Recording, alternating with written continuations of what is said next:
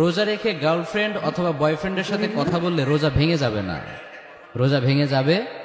অনেকে মনে করে রোজা ভেঙে যায়, কিন্তু আসলে রোজা ভাঙবে না। এর কারণ মুবতিলাত।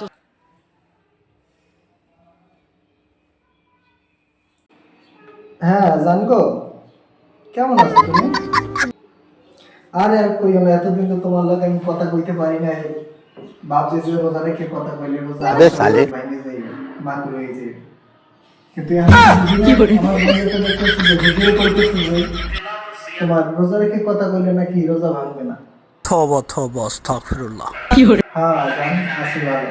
তোমার কি অবস্থা?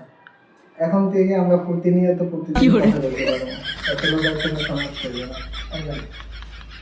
আচ্ছা জান, ঠিক আছে, পরে কথা হবে তাহলে। আচ্ছা, ভালো থাকো। বরপেট কথা বলবি। এটাই বাস্তব মায়াবতী আইডেন্টি।